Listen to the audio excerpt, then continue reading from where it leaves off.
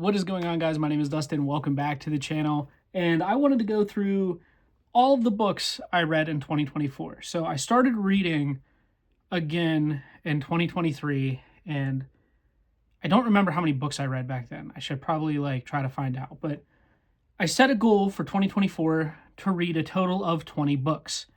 Here I have a stack of 21, and I guess in a half, because there is a book that I'm going to start off with that there's no way I'm going to finish by the end of the year, just because the holiday times were absolutely chaotic, and then with work, and work's been busy, I just haven't had time to read. So yeah, I did manage to read 21 and a half books.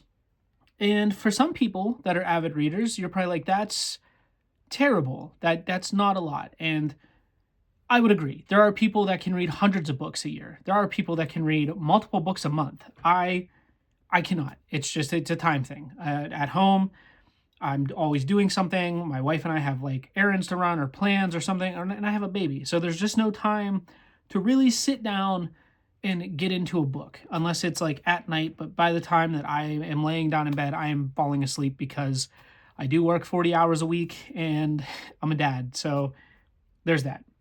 Let's go ahead and get into this. Not the first book. The book I'm currently reading that I'm not going to be able to finish in time is Needful Things by Stephen King. And I am absolutely loving this book so far. I'm on page 418. There's I think just under 700 or 600 something. I can't remember, but you can see I'm pretty far into it, a little over halfway, I would say. Well, definitely a little more than halfway, but yeah, it's been a great book. I was really hoping to finish this by the end of the year, but I'm recording this on December 29th, and it's just not going to happen. I'm just not going to be able to read the 300 something pages that are left in time. It's just not going to happen. So, Needful Things. This is the one that I will be finishing in the new year, and then we'll go from there. So I want to try to set a goal for myself. I would like to do possibly 25 books. I know, again, that's not a lot for some people, but for me, that's a pretty big accomplishment. So the first book that I read is going to be The Shadows by Alex North. And I did Book of the Month this time. I started it late 2023, carried it into 2024 a little bit, and then I stopped it simply because I was getting way too many books way too fast, and I have a massive TBR that it's just going to be so hard to get through. I don't even know if I do pick up any books in 2025, they're probably going to be books that I really want. If Stephen King puts anything out, I'm probably going to get it. I love Stephen King. If Nick Cutter puts anything out, which there's a book out that I do want to get from him, I'm going to get it. So there are certain authors that I will buy from and support, but I'm not going to go super crazy. Unless I get books for a really good deal. You'll notice I have a lot of first edition Stephen King books. If you watched my book, every book I own video, my book collection, I have a lot of first edition Stephen King books. And those are super fun to hunt for. So yeah, The Shadows by Alex North.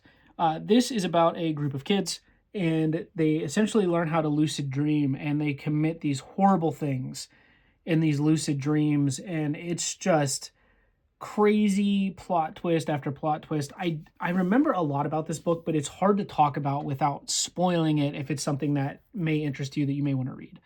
I just highly recommend it. It's a book that I was unsure about. I literally picked this book on Book of the Month kind of based on the cover and the little synopsis they gave. This book, super, super crazy. And yeah, it really kind of, I don't want to say it's a mind F type of book, but definitely kind of makes you think. But it has a lot to do with lucid dreaming and gruesome murder. So if you like dreams and murder, you would like this book. I don't know any other way to put it. Next up, this guy became one of my favorite authors to read. And this is a book my wife picked up for me last year for Christmas, and I read it in 2024. And yeah, you'll notice a theme. I've read 4 of his books this year, and that is Nick Cutter. Nick Cutter is his pseudonym. It's he, I forget the guy's actual name, but he Nick Cutter is his persona. And how Stephen King had Richard Bachman. I cannot remember his actual name, but Nick Cutter writes horror books. but his real name is not Nick Cutter. Does that make sense? I've said that way too much. The True. This is some insane shit to read, let me tell you. It's like these boys, they're in the Canadian wilderness. They go to this remote island. They go all the time, like once a year with like their scout leader. And there's this guy that escapes from this thing. He was like a test subject, and there's like this crazy like worm. It was like disguised as like diet pills, and they were testing on humans basically. And this guy like escaped and got to this island, and this like parasite bursted out of him and started affecting these kids, and like shit just goes down. Like, and they're stranded on this island with these kids that are going crazy, and they basically have to fight to survive.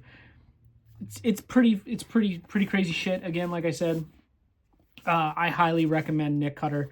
The books can get a little gross, they can get a little weird, but super fun reads. Honestly, there has not been a book by him that I've disliked. Next up, this might surprise some people. I read the official movie novel for Five Nights at Freddy's.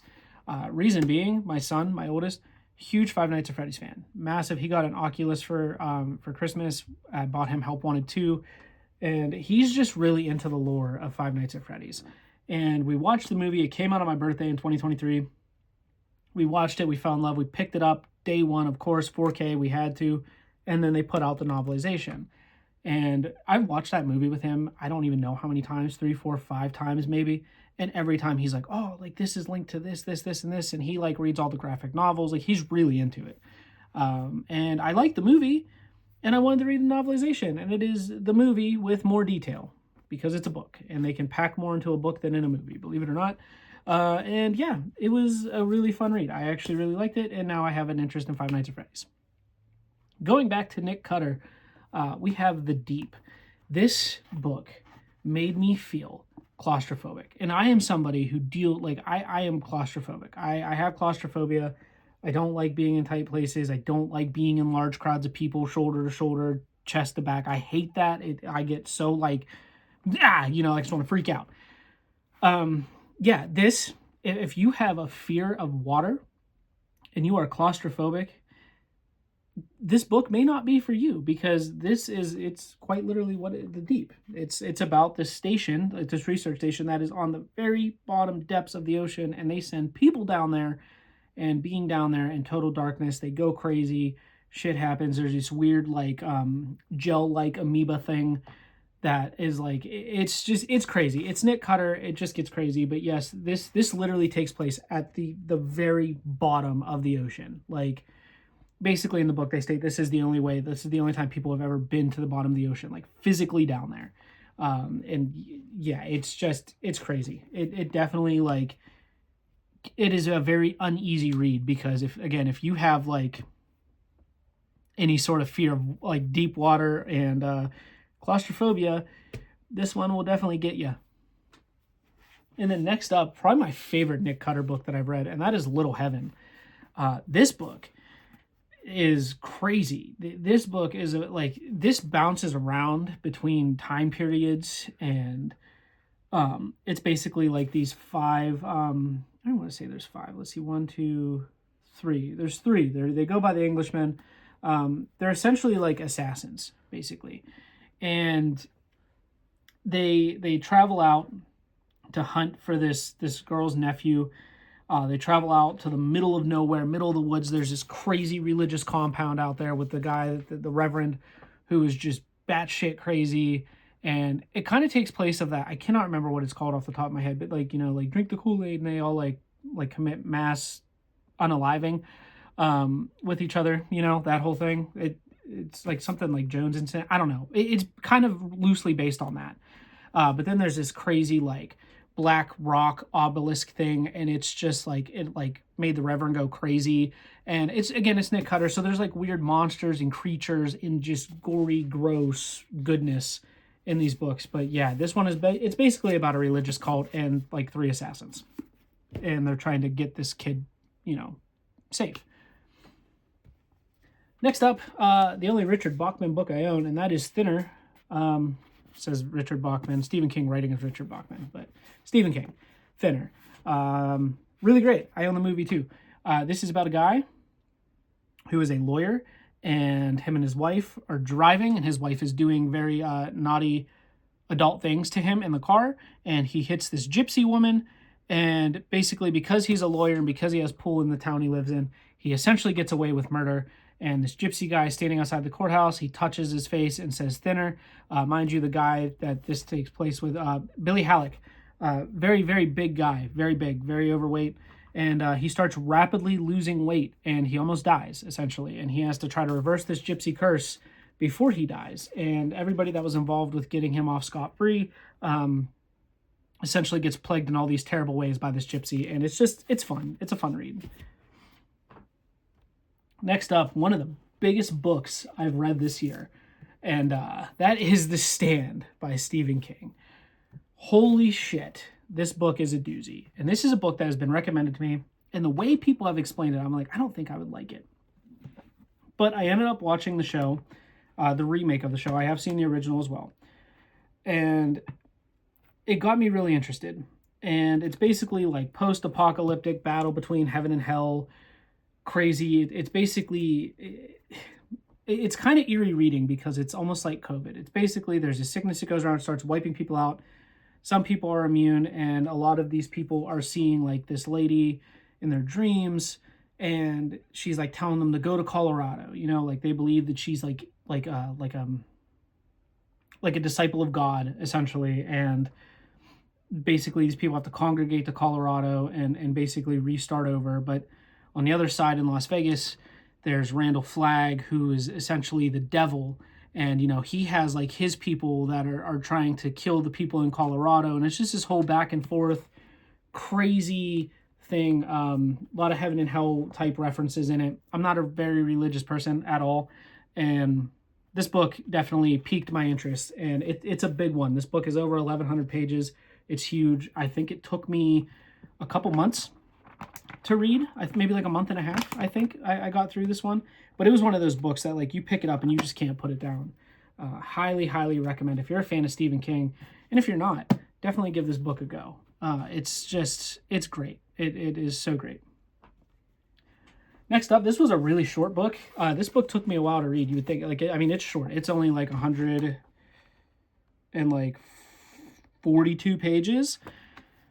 This book took me a while to read because this is the first and only splatterpunk book that's like the genre. It's like extreme horror.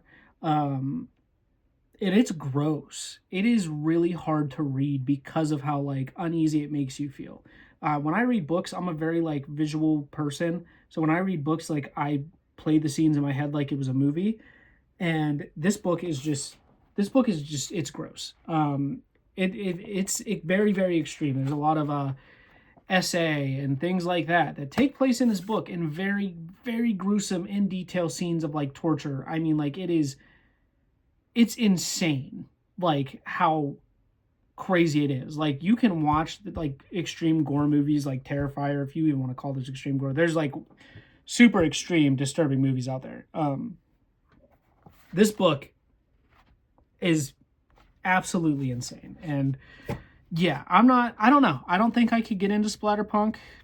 I don't know. It's the only one I have and I read, and it was disgusting. Next up, one of my favorite reads this year. That is The Exorcist by William Peter Blatty. I love the movie, and I will die on this hill. I don't care what anybody says. The original Exorcist movie will forever be the scariest movie ever made. It will forever be terrifying. That movie came out in the 70s, and it is haunting. That movie is terrifying. And I, again, will die on this hill. It will be the scariest movie ever made. There will be no possession movie that will ever top it. There will be no horror movie that will ever top it. It is the scariest movie ever made. And the book is that movie on drugs. I mean, this book is 10 times more insane and scary than that movie is. And that's saying something because that's a terrifying movie. Highly recommend, if you can find this, to pick it up. This is a really cool edition of it. I really liked the creepy look on the front. I don't know. And the pages are really cool. They look really kind of old. They're very like textured. This was a great book. It's a good quick read. It's only like, I think it's less than 400 pages. Another book that I just couldn't put down. And yeah, like I said, it takes scenes from the movies and amplifies them times 100. Next up, another book of the month book. This is a book that really kind of surprised me. It's very short. It's a very small read. I think it's really only like a couple hundred pages. Let me see here. Yeah, like 273. So less than 300 pages. And this is Sarah Crouch's her debut like book, like her first like big published story. This is basically about a kid who grew up in kind of like this small town, and there was an Indian reservation, and he was like in love with this girl, and you know, he always wanted to be a writer, and he decided that he was going to leave and like pursue a writing career, and he wrote a book about a murder that took place in the town that he grew up. Like it was completely made up story. Obviously, like it wasn't a murder that actually happened. He just wrote a book about this murder that kind of resembled his town that he grew up in. And the book didn't do well. He ended up moving back home because his dad ended up getting sick, and it was a whole thing. And essentially, a murder takes place in this town, and it's like ripped page from page from the book that he wrote before he returned home. And yeah, they try to frame him for murder, and it's just really good. Highly recommend that book. Please, please, please pick it up and read it. Next up, we have Tender as the Flesh. This is one of those books that blew up on TikTok. Essentially, again, short read, and I don't want to butcher the name. Augustina Bazterrica. I don't know. I don't want to butcher it. But yeah, this book, less than 300 pages. Crazy. Basically, the meat like that you would get from cows, from animals, essentially, was like tainted with this disease. So they start harvesting human beings. Grown adults, children, babies, you name it, they're harvested for meat. And yeah, basically you have to, if you want to eat meat, you have to eat humans to survive. And there's like, you know, like how there's like butcher shops and stuff for like animals. Like they had that for humans, and people had to work in these and kill people. And it's just, it's crazy. There's all kinds of stuff going on in this book, and it can be pretty gruesome. Definitely makes you think. Next up, we have another Nick Cutter book. He wrote this with Andrew F. Sullivan. This is The Handyman Method. Again, super weird. Basically, this guy moves his wife and kids into this house. He becomes obsessed with this house. Things start going wrong. There's like a crack in the wall. And he goes on YouTube on how to repair this crack, and he finds a guy named Handyman Hank. And he becomes enthralled with Handyman Hank. And basically, Hank turns out to be a demon. And yeah, that's all more I'm going to say. I don't want to ruin it, but this shit's crazy. Next up here, we have My Best Friend's Exorcism by Grady Hendrix. A lot of people like Grady Hendrix. This is the first book I read by Grady Hendrix and the only book I read by Grady Hendrix. This one was weird. I will say, however, I absolutely love this paperback artwork. It looks like a really old VHS. Yes, this is a movie that you can watch on Amazon Prime. The movie is awful. Don't watch it. Read the book. Don't watch the movie. Read the book. Because if you read the book and then watch the movie, you're going to be disappointed. If you watch the movie then read the book, you're going to be disappointed. The book is great, though. However, I will say this one took me a while to get into. It took me a while to read because it just, I don't know. It you know, like obviously it takes place back in like the 80s and stuff. And it's great. Once you get into it, it's really good. Just really slow to get into. I had a hard time getting into it, but once it picked up, I finished it relatively quick. But yeah, basically Abby and Gretchen are really good friends. I believe it's Gretchen. Yeah, Gretchen gets possessed and like starts terrorizing her friends in school, and it's crazy. And her friend has to perform an exorcism because nobody believes that her best friend is possessed. So do with that information what you will. It's a fun book. Next up here, we have another King book. This is Cujo by Stephen King. I've seen the movie. I've never read the book. This book broke me at the end. It crushed me. Being a dad, if you've read the book or you've watched the movie, then you know what I'm talking about. But being a dad, this book, absolutely, like, I'm pretty sure I teared up. And I was like, oh my God, like, all that for that to happen. Basically, it's a killer dog. It's Cujo. Stephen King has been writing for decades, long before I was even born.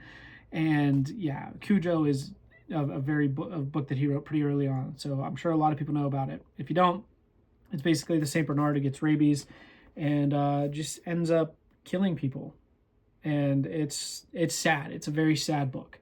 You think that they would put like a Saint Bernard on the front because that's what Cujo is, but they don't. It looks like I want to say almost like a Rottweiler. I don't know. It looks like a small dog to me, but small dogs can be vicious.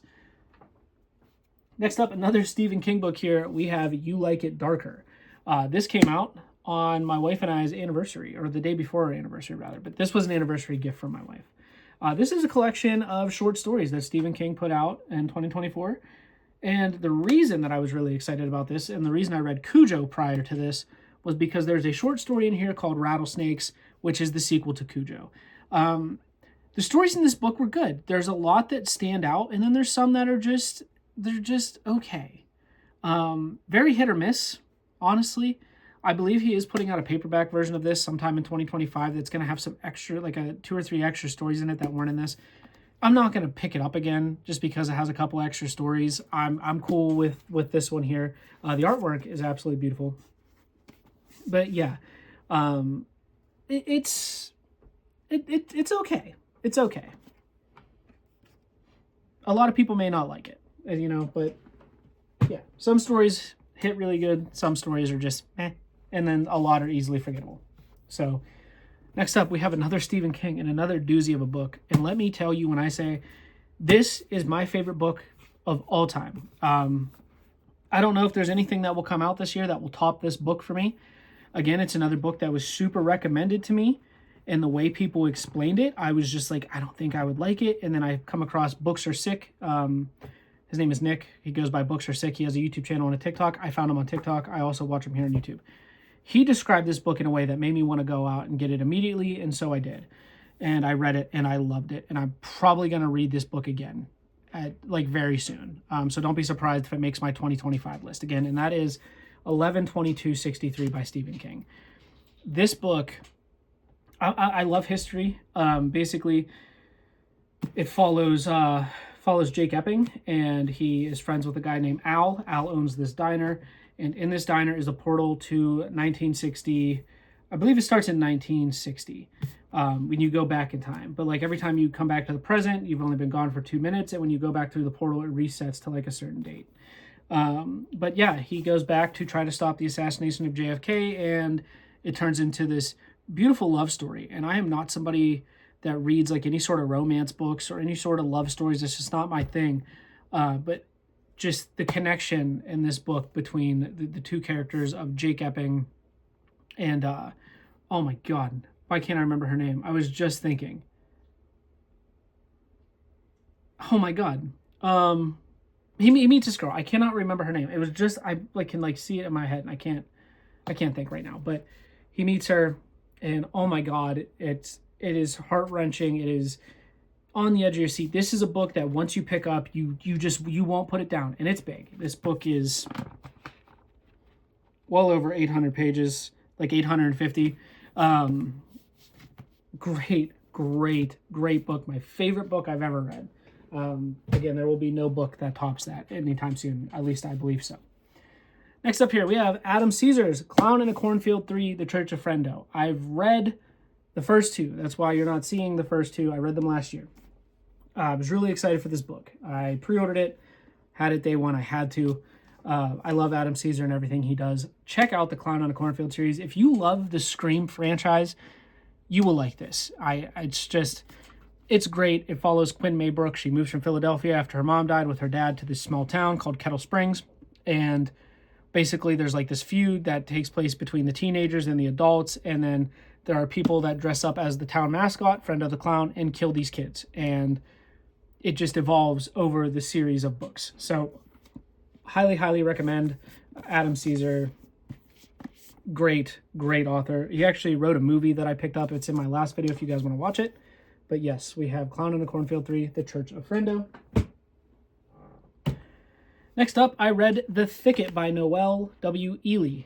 This is a book that was sent to me. It's just something off my wish list. The Thicket is essentially a haunted attraction that happens every year. And there was a guy who was a staff member at said haunted attraction at one point in time, who starts killing the people that are going there. And he displays their bodies as if they were animatronics. And essentially the main character, something happens to her brother, and she is going back to, obviously she thinks the thicket shouldn't be open, but it stays open. And, there's a killer on the loose. If you've ever seen the movie Hellfest, where it's like this guy who's a serial killer goes to this amusement park that does like a Halloween thing every year, and he kills people.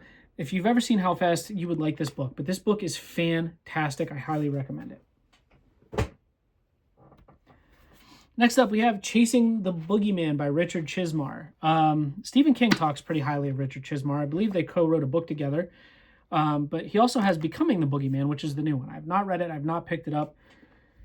This one, I thought I would really like it. And it was just... It was all right. It was all right. There were parts that I really liked. There were parts that were really slow and really drawn out that really kind of pulled me out of the book for a while.